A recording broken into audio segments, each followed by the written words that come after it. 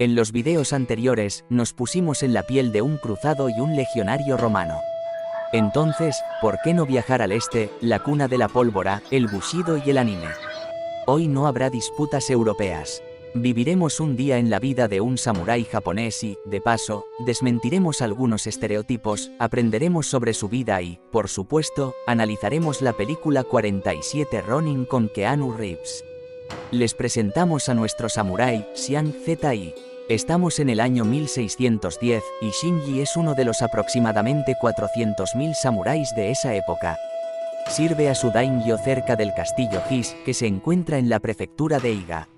La tarea de Shinji es simple como el agua: proteger el castillo de su señor, por lo que en Europa ya le habrían otorgado el título de guardia ordinario.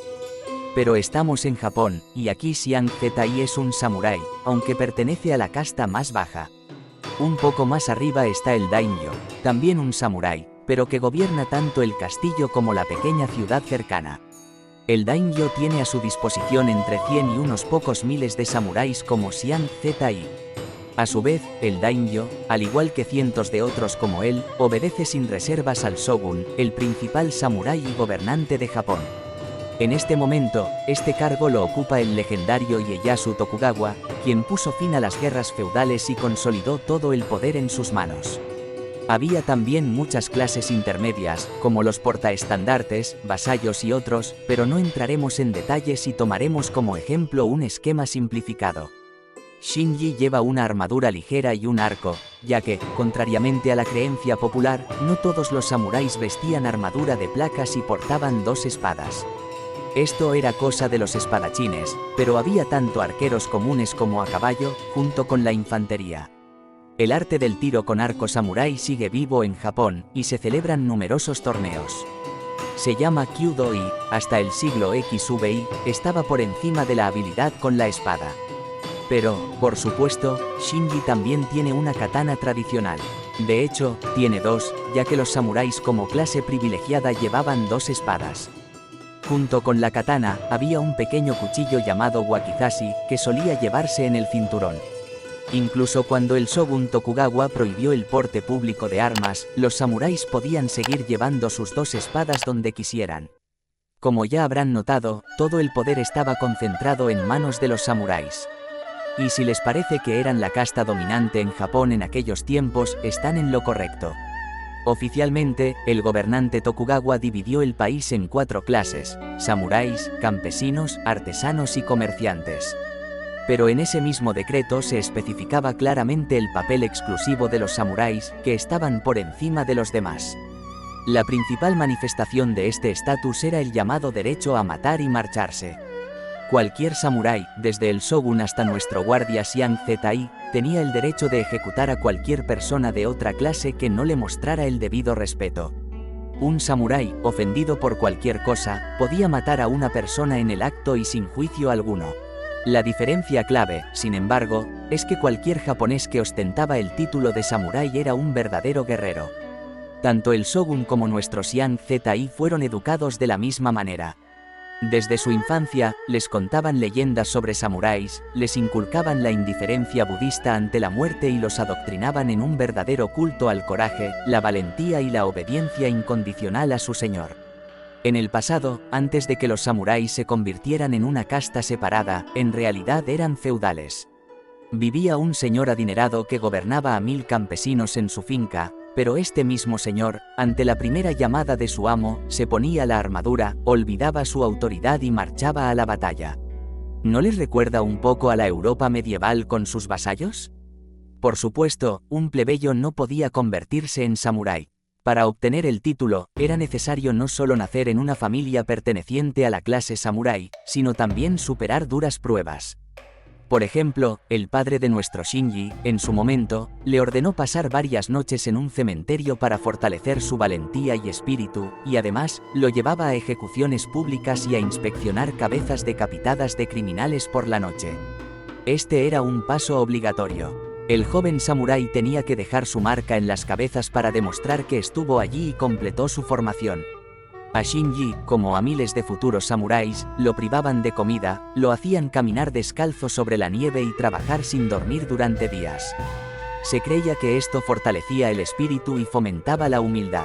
Pero lo más importante que distinguía a todos los samuráis era la obediencia incondicional al código de Bushido, el conjunto de reglas y normas de los guerreros japoneses. La gente a menudo lo compara con el código de los caballeros, y eso es un error. El código de los caballeros era más bien no escrito, y los principios eran a menudo opuestos. Por ejemplo, atacar al enemigo por la espalda era una táctica común para los samuráis, ya que lo principal era la victoria. Sin embargo, cualquier caballero lo consideraría una ofensa. Por supuesto, el Bushido se violaba, y la idea de que cualquier infractor cometiera seppuku es un mito.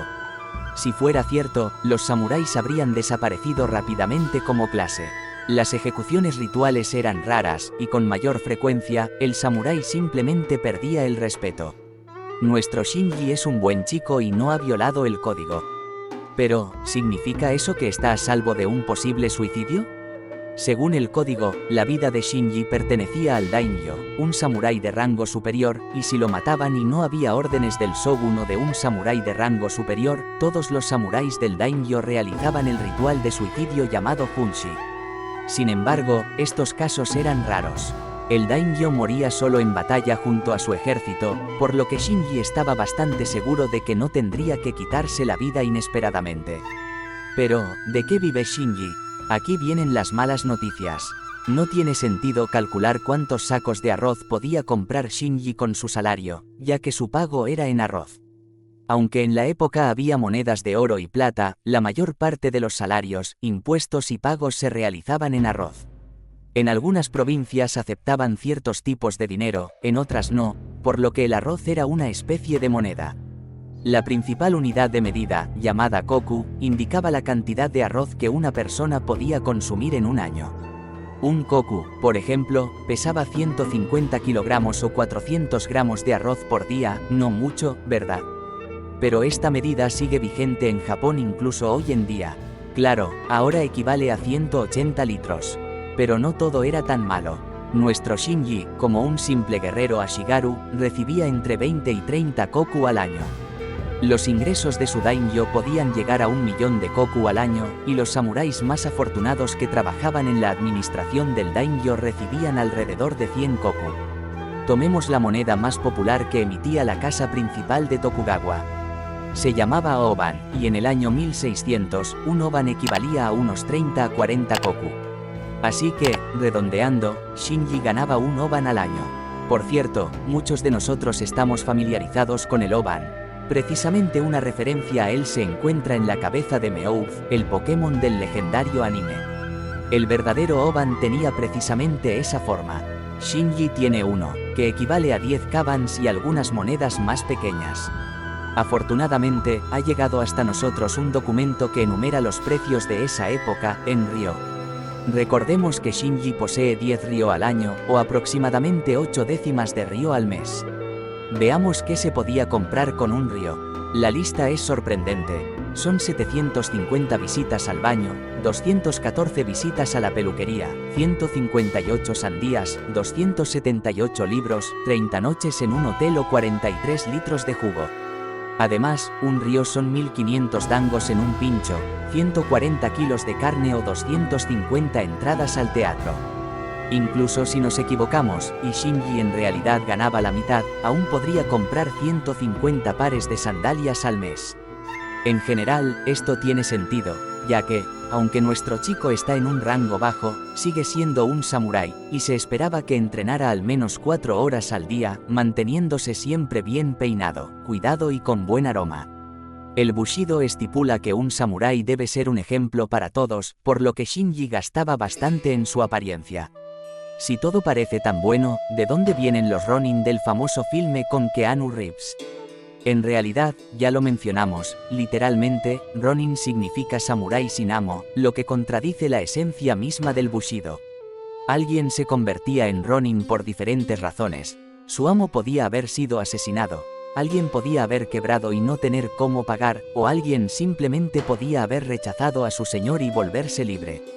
Aunque el Bushido no permitía tal opción, en el mundo real rara vez las cosas sucedían como en el papel. El gobierno incluso introdujo una regla especial llamada 7 abandonos y 8 regresos para que los samuráis más independientes pudieran dejar a su señor y regresar periódicamente. Si un día Shinji perdiera a su señor, se convertiría en un ronin. Y esa no es una buena suerte. Otros samuráis los odiaban, e incluso los envidiaban.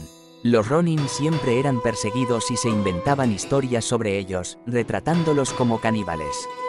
Pero la mayoría de las veces, los ronin se convertían en cazadores de cabezas, mercenarios o incluso comerciantes.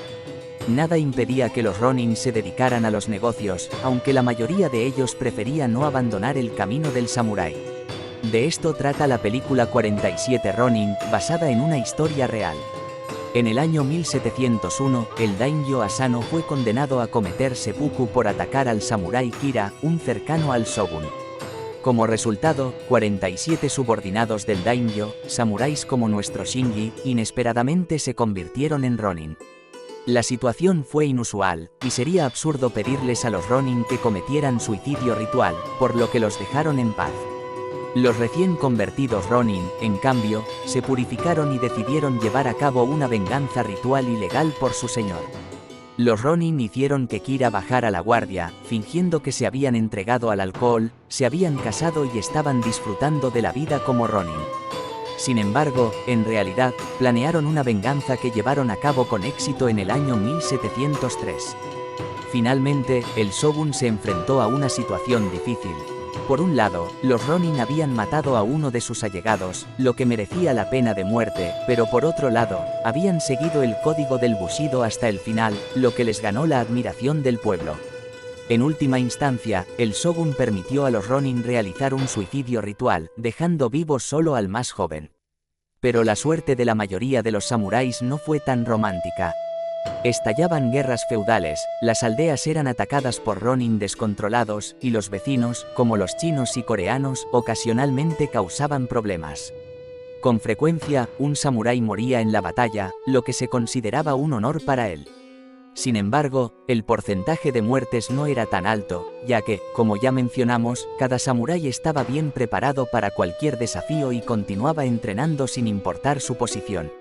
La vida de nuestro Shinji no era fácil, pero comparada con algunas épocas históricas, él vivía bastante bien. Y nosotros también viviremos bien si le dan me gusta a este vídeo y sugieren otros guerreros para analizar en los comentarios. Hasta la próxima, amigos.